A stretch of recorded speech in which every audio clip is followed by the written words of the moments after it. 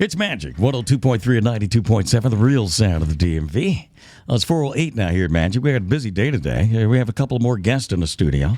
We had this guy on, it was early, no, it was late last year. David Mays, two legends of hip-hop we have here. David Mays, who's the founder of The Source magazine and co-founder of Hip Hop Weekly, and the co-founder of the Hip Hop Museum Pop-Up Experience, which is what he was here to promote last time. And then we have super producer, legendary hip-hop producer, Clark Kent in the studio with us. Superman. What's up? Hey, I'm just glad to be here. Man, it's good to have you here, man. It's an honor. Well, and I mean, honor. Well, thank you, brother. It's an honor for me to have you here, man.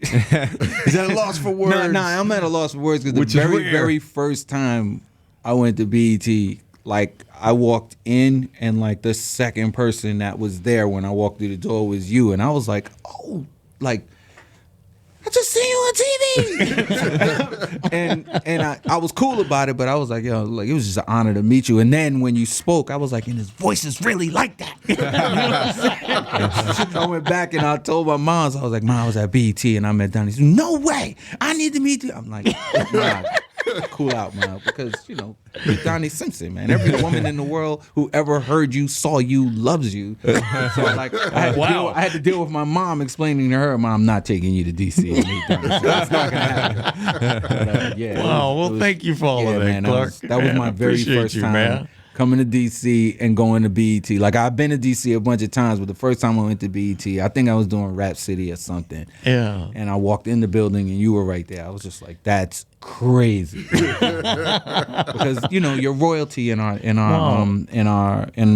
history. Wow, you know thank you, brother. So well, it's thank good to you, see man. you again, and good to definitely see you keep killing it. Cause you're the real deal. Wow, thank you, bro. I appreciate that, man. I got to tell you this, man. You know, when I used to check in the hotels, I'd use an alias. You know, because you know, sometimes it can get crazy. Sure. People calling you and stuff. And my alias was Clark Kent. Oh, you got see? There it is. Seriously, we're connected. There it is. Seriously, that's awesome. Yeah. Now you know what? From here on out, I'm using Donnie Simpson. That's it. I'm using Donnie Simpson. Oh man! I remember when we was on tour with I was on tour with Puff. I was Puff's tour DJ, and his alias was Mr. President. And I'm like, what is that? He said, I bet you nobody's going to come to the room and say Clark Kent. And I was like, you know what, you're right. He said, but when you go on stage and you tell everybody, now they will ask for Clark Kent. So I was like, yeah, I can't use that. But who's going to come to the hotel and say, can I speak to Mr. President? Yeah, right. So he was smart. But I'm using Donnie Simpson from here on out. Somebody else used, I got to tell you this since we're into that now, just very quickly, but it was a thrill for me. Ahmad Rashad told me Bill Murray. Bill Murray, the comedian. Yeah. Of all people. Yeah. Said, you know what his alias is? Donnie Simpson. Really? I said, get out of here. You're kidding me. That's awesome. Said, no, that's what he uses as his alias. Wow. So I got to get something else. Maybe I'll use Don Simpson. Dots. Well, he's dead now, but you're the producer. But it works. There it is. It's good. It's good though, man. It's really Dave. How you doing, man? I'm doing great, man. Glad to be back up here. Great to see you as always. Good to see you too, man. Yeah. So this hip hop museum, it's a moving experience. Well, it's a moving experience, but it's also it's a pop up, so it moves. Yes, it's a pop-up, and so for this new incarnation we're bringing to the city starting today, and it runs until August 15th, what we've done is we've brought this incredible exhibit, which has been updated. We've added a lot of new pieces. We've been acquiring more and more memorabilia and artifacts since earlier this year when we first opened, so we have lots of new things for people to come and see.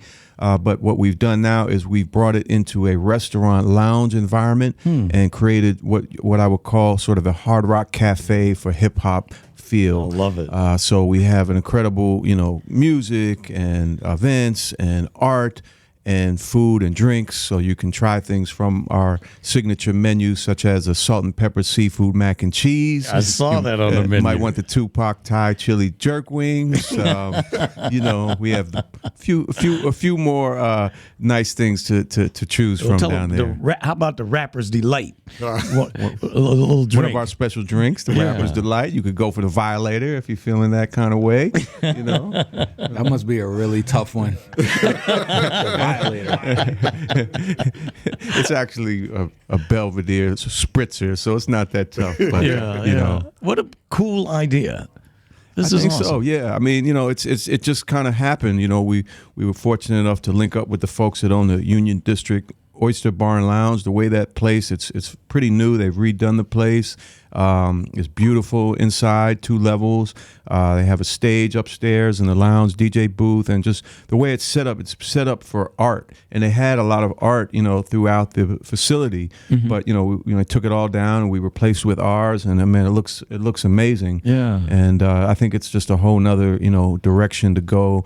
It's all about, you know, really just recognizing the history and the culture of hip hop and finding ways to give it a platform so that people can, you know, learn about it and give it its proper respect. Yeah.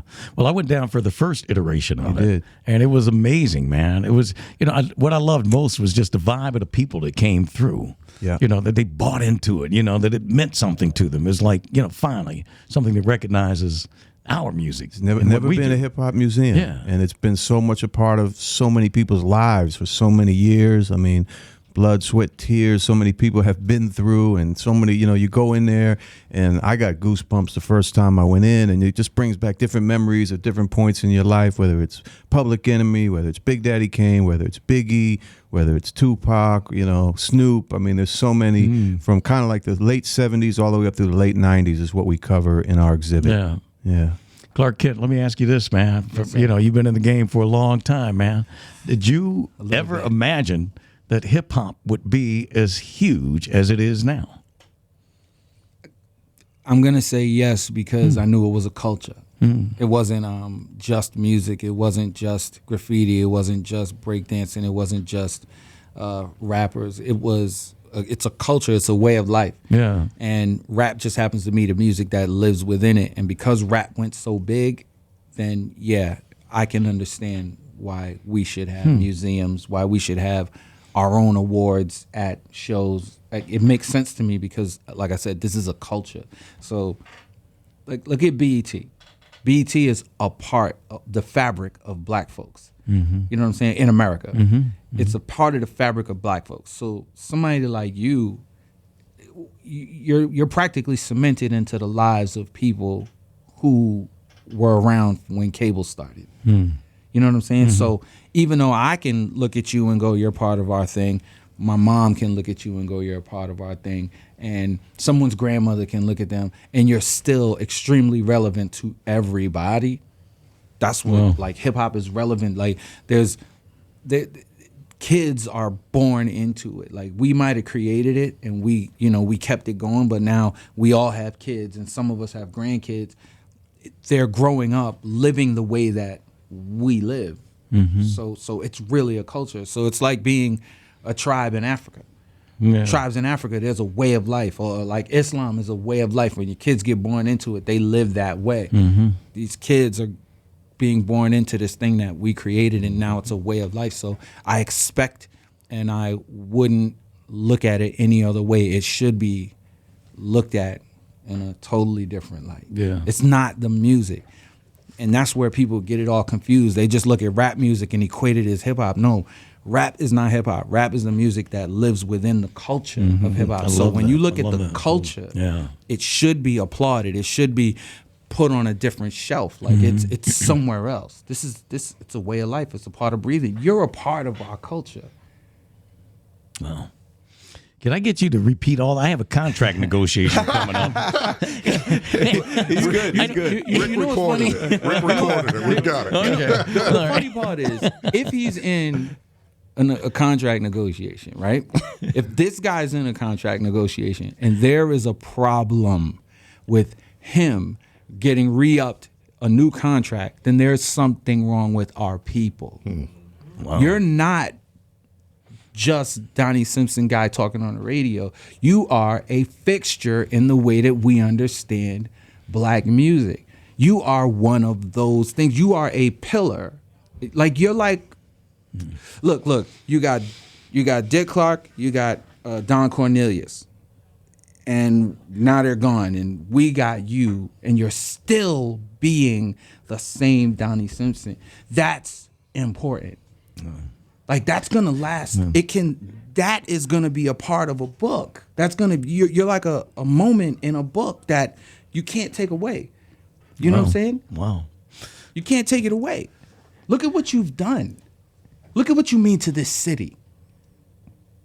How am I supposed to sleep tonight? Let me ask you.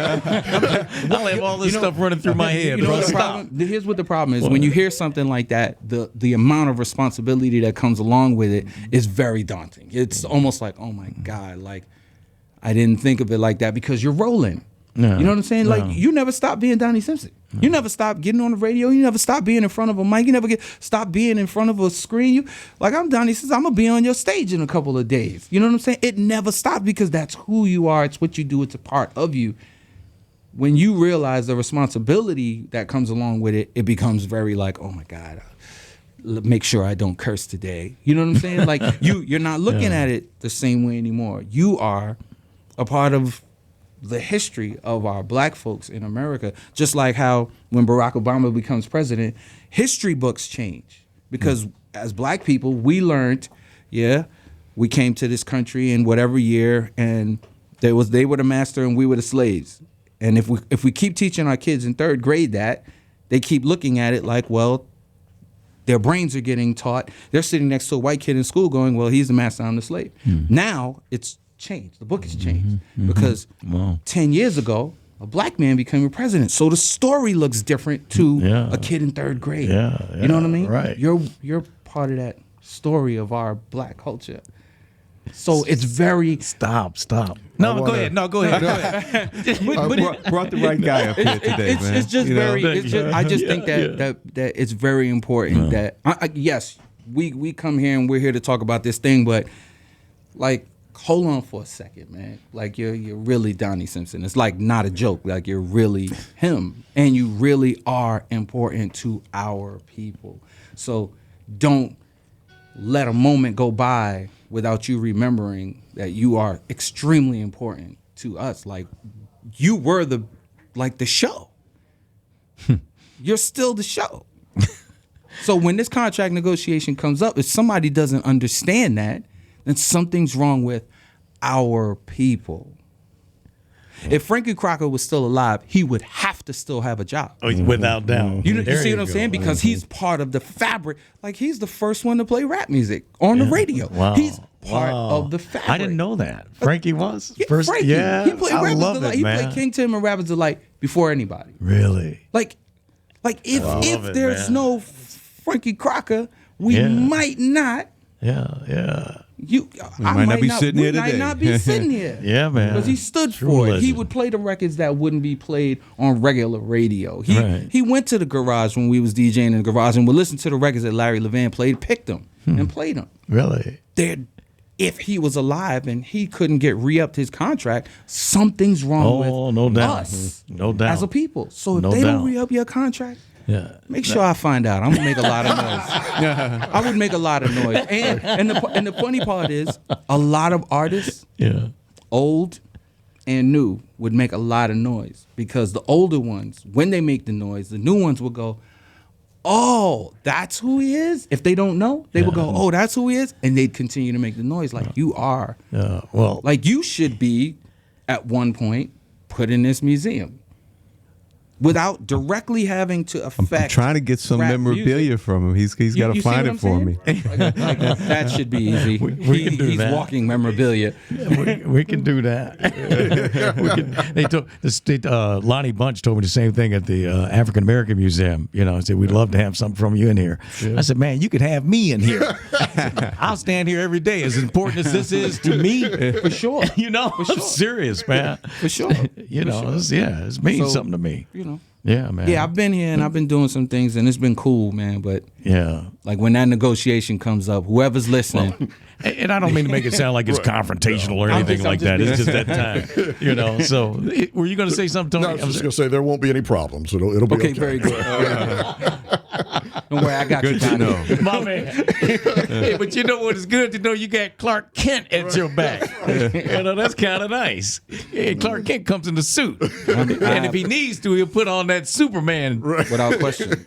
For my people, I will. Put on the cape, baby. Well, okay. Again, so tell them about one more time. This is running. It's starting it starts today. Hip Hop Museum pop-up experience at the Union District Oyster Bar and Lounge. That's down there, right down the block from Union Market, Morse Street, 5th Street Northeast, off Florida Avenue. And it's July 11th through August 15th. You can come any day of the week, Monday through Saturday, between 3 and 7 is our hip hop happy hours. And you come tour the museum and enjoy the happy hour. And Thursdays, we have our Throwback Thursdays every Thursday night, 8 to midnight, which kicks off tonight. Classic hip-hop music all night long, legendary DJs and other legends in the building every Thursday night. All right. My man. That's dope. Dave, thank you, man. It's always good to see you, brother. Yeah, you too. Always. Man, what an honor. Thank you for joining us on the show today. It was really, an honor to be man. here, for He's sure. getting an award tonight too. Clark is being is that right? being presented with the Hip Hop Legacy Award. That's Wow. one All of the right. reasons he's here today. All right. That's Thank you. great. We want to Man, congratulate him. respect. Appreciate the love. Yeah. All right, cool. All right. Thank you all again. Thank you. All right, it's 424 now here at Magic 102.3 and 92.7. Wow.